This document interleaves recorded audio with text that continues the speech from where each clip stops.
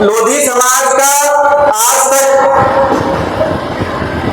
कोई किनारा नहीं रहा, क्योंकि आप लोग जितने यहाँ समाज के लोग बैठे हो, मैं कहना नहीं चाहता, लेकिन कहूंगा एक भी ऐसा लोधी समाज नहीं होगा, एक भी ऐसा व्यक्ति शायद हो जिसके अपने आधार कार्ड में नाम के आगे लोधी लिखा होगा। ऐसे कोई लोग हो तो हाथ उठा दो आप मेरे भाई,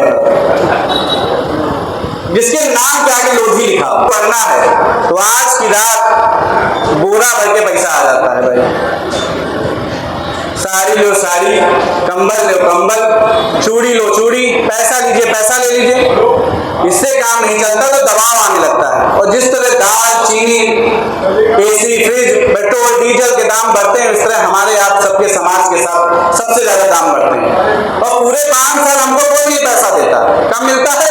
कल वोट पड़ेगा तो आज की रात 2 बजे दरवाजे खटखटाते नहीं खटखटाते, ठेकेदार आ जाएंगे, ए भैया बस लो जो चाहिए आपको, जो भी चाहिए।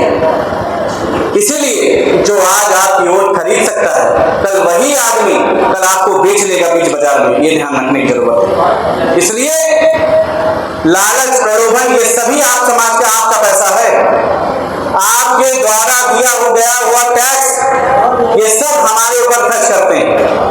अभी आज ही हमारे बीच अरुण यादव जी बैठे हैं, इन्होंने सोशल मीडिया पे एक पोस्ट पेपर की कटिंग डाली कि अब महिलाओं के लिए अलग से ठेके खोले जाएंगे।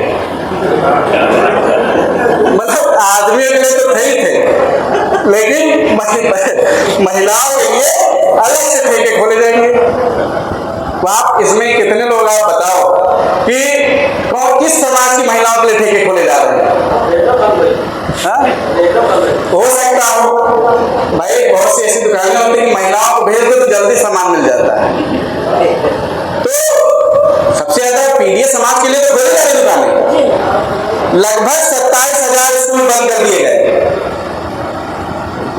सॉरी 27,000 ठेके खोल दिए गए और 5,000 से 6,000 के लगभग स्कूल बंद कर दिए गए। जब आप लोग की आवाज, टीचर्स की आवाज, नेताओं की आवाज, पिछड़ों की आवाज सरकार के कानों तक गई, तब उन्होंने कहा प्रेस कॉन्फ्रेंस में कि हाँ कोई स्कूल नहीं बंद कर रहे हैं, लेकिन सिर्फ कहा है, अभी कोई शासनादेश अभी नहीं आया, कोई शासनादेश नहीं आया। हमने विधानसभा में भी उठाया, पूछा, सरकार बार बार कहती रही कि हम स्कूल नहीं बंद कर रहे हैं, सरकार विपक्ष के लोग गुमराह कर रहे हैं, लेकिन ऐसा कहीं आदेश नहीं आया। आपके भी क्षेत्र में लगभग कई स्कूल बंद हुए होंगे, आपकी जानकारी हो। और जैसे ही बंद हुए, आदरणीय अखिलेश यादव जी ने तुरंत ही पीडीएस पाठशाला के नाम से आपके बीच में अपने कार्यकर्ताओं के माध्यम से, विधायक जी के माध्यम से पीडीएस पाठशाला खोलने का काम जारी रखा। और जो टीचर बेचारा पढ़ाने गया उसके ऊपर मुकदमा लिखा दिया गया, लिखाया गया नहीं लिखाया गया, जिसने ABCD पढ़ाया उसके ऊपर मुकदमा लिखा दिया गया। क्या हम पीडीएस पाठशाला नहीं पढ़ा सकते? क्या अपने लोगों को हम शिक्षा नहीं दे सकते? क्योंकि हमारी अनुरोध है, जो हमारे आने वाले कल हैं, बच्चे हैं, आने वाला भविष्य है, यही बच्चे आपसे हमसे सवाल करेंगे कि हमारा देश बर्बाद हो रहा था, हमारे लोगों को मुकदमे लिखाए जा रहे थे, हमारे जमीनें कब्जा हो रही थी, हमारे लोगों को प्रधान नहीं बनने दिया जा रहा था, कोटेदारी नहीं दी जा रही थी, हमारे लोगों को नुकसान पहुंचाया जा रहा था। तब आप लोग क्या कर रहे थे? तब शायद हम लोगों को आंखों में आंखें डाल के, बच्चों के आंखों में आंखें डाल के बात नहीं कर पाएंगे, उनसे पूछ नहीं पाएंगे कि बेटा हमारे पास मौका था, हमारे पास वक्त था, हमारे पास ताकत थी, वोट की ताकत थी, लेकिन हम वोट पैसे लेकर के, लालच लेकर के, प्रलोभन लेकर के, दबाव में आकर के, डर में आकर के, पुलिसों के दबाव में आकर के, यहाँ के ठेकेदारों के दबाव में आकर के, बाहुबलियों के दबाव में आकर के हमने गलत आदमी को वोट दे दिया।